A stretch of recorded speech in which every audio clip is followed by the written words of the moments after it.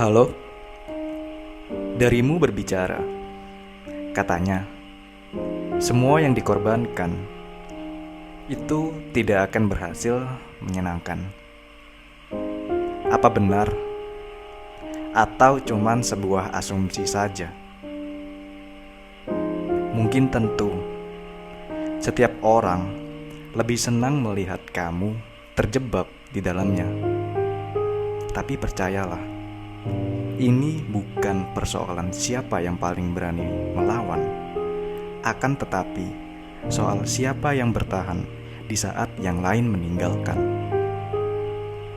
Pada minggu kedua di bulan Mei 2020, Middle Podcast hadir dan sedikit membahas tentang berusaha dan pengorbanan.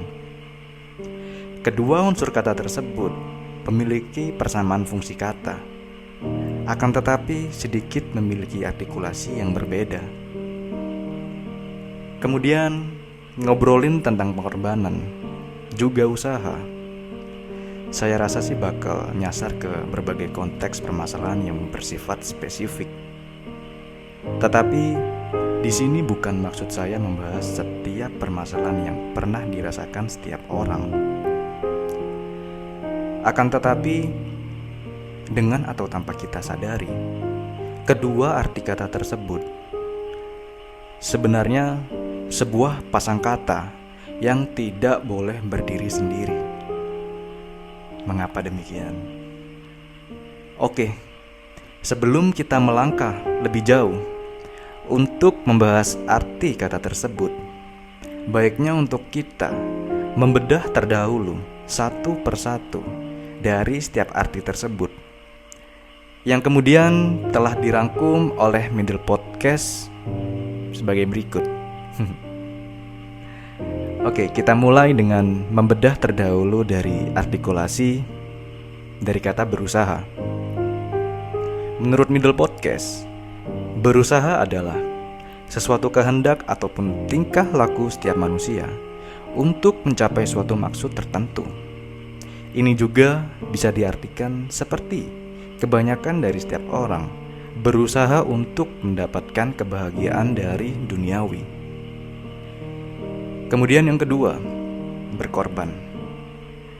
Menurut Middle Podcast, berkorban adalah suatu kehendak atas kesadaran moral yang tulus dan ikhlas dari hati tanpa bermaksud untuk mendapatkan imbalan. Ini juga bisa diartikan dengan kerelaan atau keikhlasan seseorang dalam melakukan sesuatu sebagai wujud bentuk kebahagiaan rohani. Jika kalian amati dan jika kalian cermati lagi, kedua artikulasi kata tersebut seperti mempunyai sebuah makna arti yang hampir menyerupai. Akan tetapi, yang kita tahu di sini ada sedikit perbedaan yang lebih mencolok dari arti kata berkorban, di mana secara tidak langsung kata tersebut melengkapi deskripsi dari sebuah arti kata berusaha. Oke, sampai di sini paham dulu ya. Yang tadinya itu kata berusaha itu secara tidak langsung melengkapi dari deskripsi kata berusaha. Oke.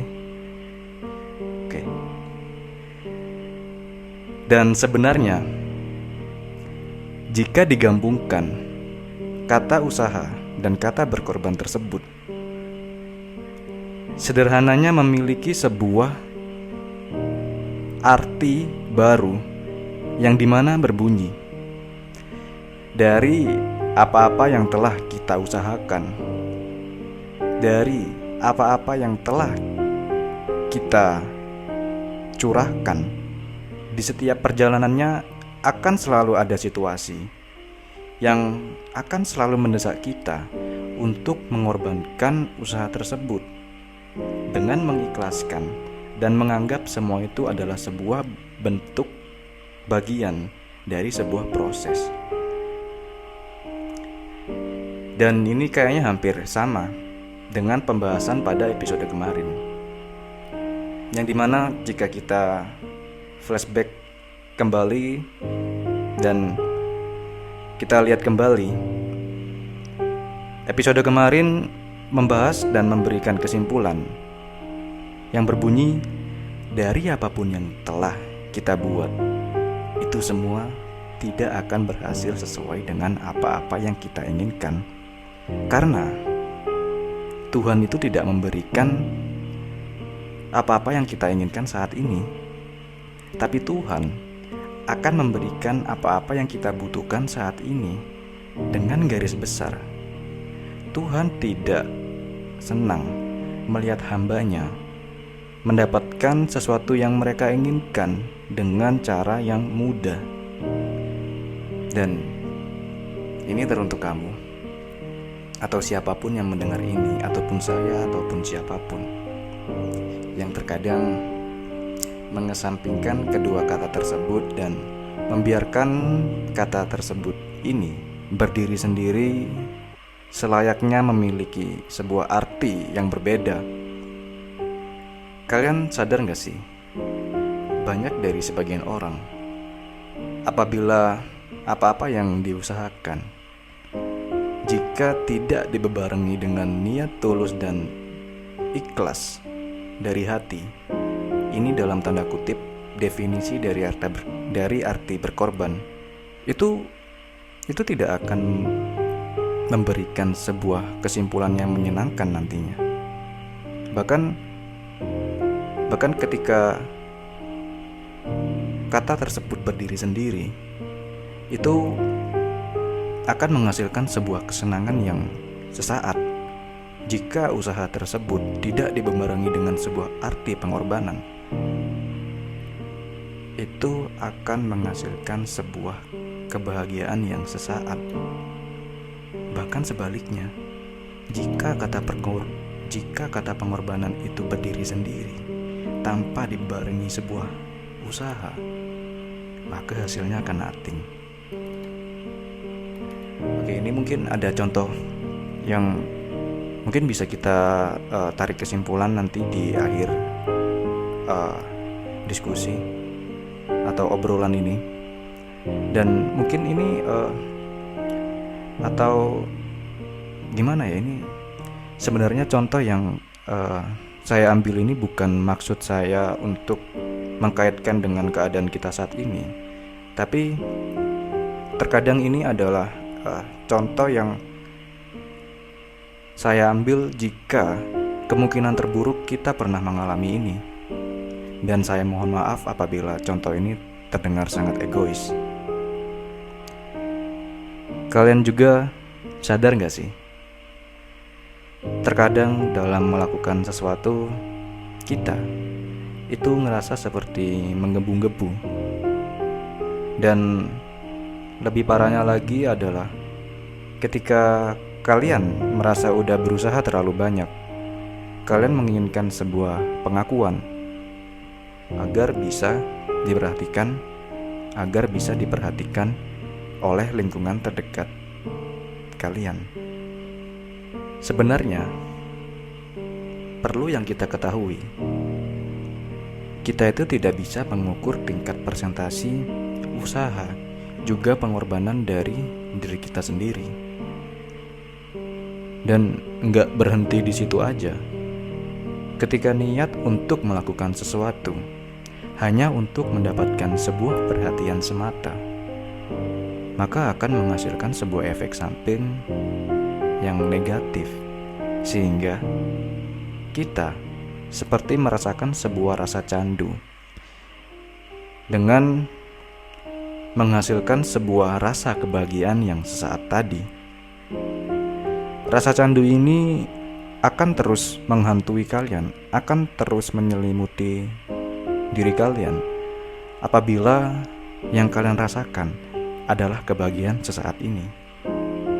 Mungkin kita juga tidak sadar kebahagiaan sesaat ini itu suatu hadiah yang sangat kecil diberikan oleh Tuhan, sehingga kita merasa puas dengan apa-apa yang telah kita lakukan. Tetapi bukan perkara kita yang untuk melakukan sesuatu itu mendapatkan sebuah hasil yang seperti itu. Tetapi ini jika ada pertanyaan kepada mereka yang selalu ingin merasakan sebuah kebahagiaan sesaat ini. Ini ada sebuah pertanyaan ketika sebagian orang yang memperhatikan kamu tadi, yang dimana kamu mendapatkan sebuah perhatian tadi, ketika sebagian orang tersebut itu tidak lagi memperhatikan kamu, malah sebagian orang ini melihat rumput tetangga, karena menurut mereka rumput tetangga ini lebih menyenangkan, dan rumput tetangga ini memiliki sesuatu kesenangan yang mungkin tidak kamu miliki gitu loh. Dan kemudian ketika mereka yang menoleh kepada tetangga, lantas apa yang akan kamu lakuin gitu? Bahkan ini ada yang lebih nekat sih, ketika mereka tidak mendapatkan sebuah rasa kebahagiaan tersebut, lantas mereka akan melakukan sesuatu hal yang di luar nalar hanya demi mendapatkan sebuah perhatian tersebut, yang dimana itu dibilang fana gitu, kebahagiaan sesaat. Ini nggak tahu sih, cuman bagi siapa yang pernah merasakan keadaan ini sebenarnya apa yang kalian rasakan gitu? Apakah kalian akan merasakan rasa candu untuk mengulangi kebiasaan ini, atau kalian hanya menganggap ini sebuah bagian proses ketika kalian ingin melakukan sesuatu? Seperti itu sih. Ini bukan perkara saya untuk menggiring kalian kepada sebuah contoh yang sangat egois, tapi ini kita banding aja supaya kita belajar untuk menjadi pribadi yang lebih baik lagi gitu. Oke? Siap. Balik lagi kepada mereka-mereka yang melakukan sesuatu tetapi tidak mendapatkan sebuah perhatian dari sebagian orang yang mereka inginkan. Lantas mereka akan melakukan sesuatu yang di luar nalar, hanya ingin mendapatkan sebuah perhatian tersebut. Dan tentunya kasus ini itu akan memberikan sebuah label buruk yang akan melekat pada diri orang tersebut jika dia terus memaksakan ini semua. Dan apabila ada sebagian orang yang tidak menyukai atau tidak senang kepada kamu yang menginginkan sebuah perhatian tersebut, ini sebagian orang ini itu akan sangat menikmati apabila kamu merasa terjatuh dan terjebak di dalamnya. Seolah-olah kalian merasakan seolah-olah ada sebuah lingkungan kompetisi untuk mendapatkan sebuah perhatian ini. Tetapi di sini itu bukan perkara yang siapa untuk memenangkan kompetisi. Ini bukan perkara siapa yang memenangkan kompetisi. Akan tetapi ini soal siapa yang lebih kuat berkolaborasi di saat yang lain mendesak kamu gitu loh. Karena kita nggak bisa lagi untuk menganggap diri kita itu sudah sempurna gitu. Kita perlu orang lain, kita perlu untuk berkolaborasi bersama untuk menghasilkan sesuatu yang baru. Dan ketika ada orang lain yang tidak menyukai kamu dan orang ini mendesak kamu akan mempunyai sebuah solusi, kamu akan mempunyai sebuah kesimpulan yang dimana ini bisa kamu terapkan bersama gitu. Kamu tidak lagi untuk menjalankan ini semua sendirian, karena kamu telah berkolaborasi dengan sekitarmu atau dengan orang lain, yang dimana ketika ada orang yang mendesakmu, kamu bisa untuk menyelesaikan ini semua. Sederhananya sih seperti itu. Tapi titik pembahasan di sini tuh ketika mereka yang menganggap semua ini adalah sebuah hal yang untuk memenangkan kompetisi. Mereka itu kayak melupakan suatu hal yang dimana dalam segala sesuatu yang kita lakukan, jika didasarkan dengan sebuah niat untuk melakukan kesenangan pribadi, maka akan menghasilkan sebuah ancaman yang luar biasa pada setiap pelakunya gitu. Ya, yang saya bilang tadi gitu, mereka akan sangat menyenangkan ketika melihat kamu terjatuh dan terjebak di dalamnya gitu. Akan tetapi sederhananya adalah jika dari sesuatu yang telah kita usahakan itu tidak berhasil dengan sesuai dari ekspektasi yang kita inginkan, maka itu balik lagi kayak tadi. Balik lagi, coba pertanyakan lagi kepada diri kamu, apa tujuan awal kamu melakukan ini semua? Jangan beranggapan ketika dari apa-apa yang telah kamu usahakan tadi itu beranggapan tidak sesuai dengan ekspektasi kamu, lantas kamu akan melakukan sesuatu hal yang di luar nalar tadi untuk mendapatkan sebuah perhatian ini. Itu akan menghasilkan sebuah rasa candu nantinya. Iya loh. Tapi nggak tahu lagi sini, terkadang ini balik lagi kepada setiap prinsip yang telah kita punya saat ini. Dan di sini kita saling sharing-sharing aja, dan sebenarnya sih dari apa-apa yang telah diobrolkan tadi itu bukan maksud saya menggiring lagi, tapi kita tahu bahwa kita ini tidak hidup sendiri. Kita adalah sebuah manusia yang dimana kita makhluk sosial. Kita membutuhkan orang lain, kita membutuhkan lingkungan kita, sehingga kita tidak berpikir egois terhadap diri kita gitu. Oke? Dan ketika kamu yang tadi itu melakukan sesuatu hal yang di luar nalar, bukannya langkah baiknya kamu itu untuk mengikhlaskan dulu semua ini dan memperbaiki segalanya? Bukan maksud untuk memberikan saran, akan tetapi bertahan adalah sebuah langkah aman untuk kamu tempuh saat ini. Tidak perlu memandang sesuatu hanya dikarenakan dengan sebuah angka perhatian. Cukup untuk melakukan sesuatu dengan tujuan menambah wawasan, pengalaman, experience pada diri kamu. Kalau memang dari apa-apa yang telah kamu perbuat, kamu memperoleh sebuah perhatian, anggap saja semua itu hanyalah sekedar hasil bonus yang kamu dapat apabila sesuatu yang kamu lakuin itu bermanfaat dan menghibur bagi mereka-mereka.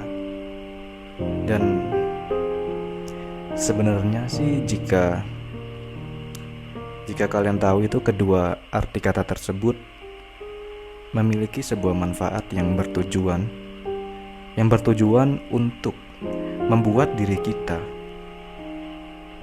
agar tidak diselimuti oleh sebuah perasaan ego.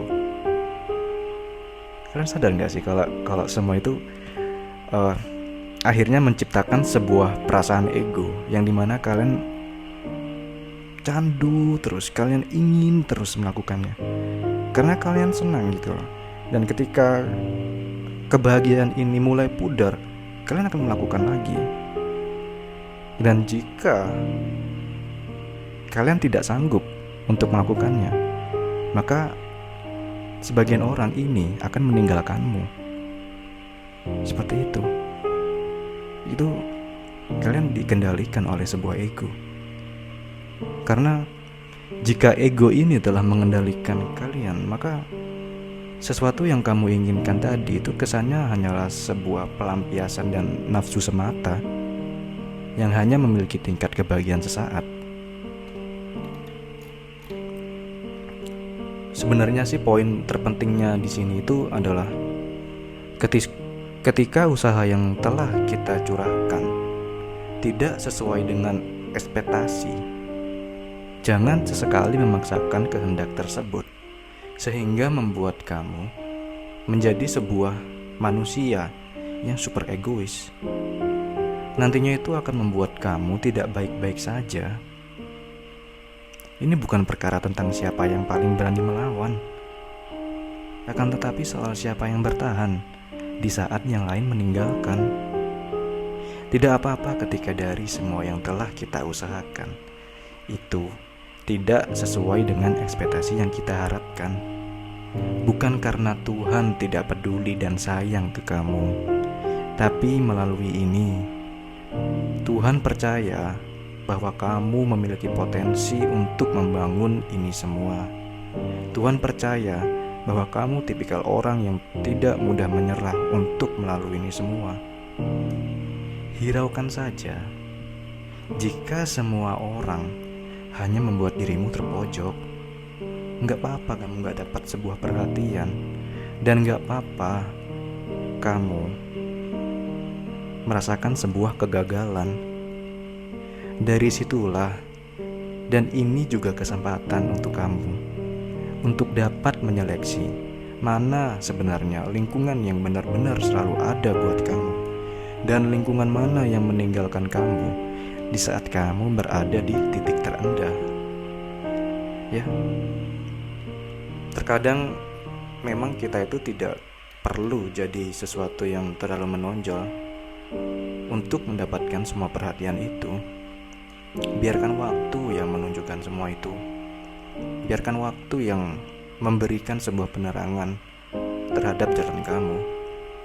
Yang terpenting adalah jadi diri sendiri dulu, dan lakuin segala sesuatu yang mungkin bisa menambah pengetahuan kamu. Dan apabila kamu tidak mampu untuk menghadapinya, baiknya untuk kamu mundur dulu. Istirahatkan dulu dirimu supaya kamu dapat melihat peluang untuk melakukan kegiatan tersebut kembali. Dan jika kalian udah paham dengan kedua artikulasi tersebut, kalian sadar gak sih kalau dari kedua unsur kata tersebut itu seperti diibaratkan yin dan yang dimana ada sebagian semangat untuk memulai semua usaha kamu, dan ada kalanya berkorban apabila usaha ini membuat kamu merasa kecewa. Dan itu semua tidak apa-apa. Sudah sewajarnya kita hidup selalu ada kebahagiaan dan selalu ada kekecewaan. Biarkan semua itu seimbang, dan biarkan dirimu melaluinya. Semua akan baik-baik saja. Seperti itu. Dan sebenarnya juga sih fungsi dari kata tersebut itu semata-mata tidak membuat kita untuk menjadi manusia yang egois. Kedua kata tersebut menggiring kita untuk melakukan sesuatu, bahwasannya akan selalu ada rasa kecewa yang harus kita korbankan. Tidak selamanya semua yang kita usahakan akan berakhir nikmat. Akan tetapi, jika kalian pahami lagi, arti dari berkorban tadi itu semata-mata hanya untuk mengingatkan kembali kepada kita supaya memiliki kehendak atas kesadaran moral yang tulus dan ikhlas apabila kita tidak dapat meraih itu semua. Ya, jangan sesekali kita menganggap semua yang telah kita korbankan itu tadi tidak akan berhasil menyenangkan. Bukan karena pengorbanannya yang salah, akan tetapi memang keadaannya lah yang sedang membentuk kamu untuk menjadi pribadi yang lebih baik lagi. Tetap semangat, dan berhenti untuk membelikan pemikiran yang dapat membuatmu gagal. Baiknya untuk kamu rubah pola pikir itu dengan memikirkan sesuatu hal yang positif, yang dimana itu bisa membuat kamu bangkit dan bangun lagi untuk tidak terpuruk pada rasa kegagalan ini. Dan mungkin itu saja pada bahasan episode kali ini. Dan jika ditarik kesimpulan dari semua yang telah diobrolkan tadi, itu memberikan sebuah kesimpulan yang berbunyi, terkadang dari setiap permasalahan yang telah kita hadapi, kita itu hanya bisa terdiam dan menerima apapun bentuk konsekuensinya. Melalui itu, kita diajarkan di dalam kehidupan bahwasannya dalam melakukan sesuatu itu akan selalu ada yang harus reda pada diri kita. Hal yang pertama yang harus reda pada diri kita itu adalah ego. Kemudian ada yang harus tetap mengalir, yaitu kebaikan. Dan yang terakhir, ada yang harus bertahan, yaitu kamu.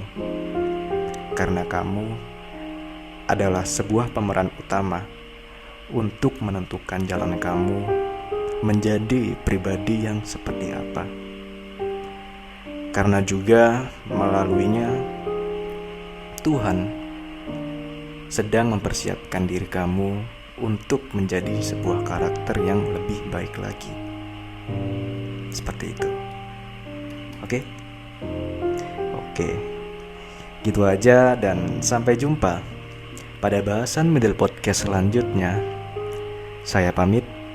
Bye.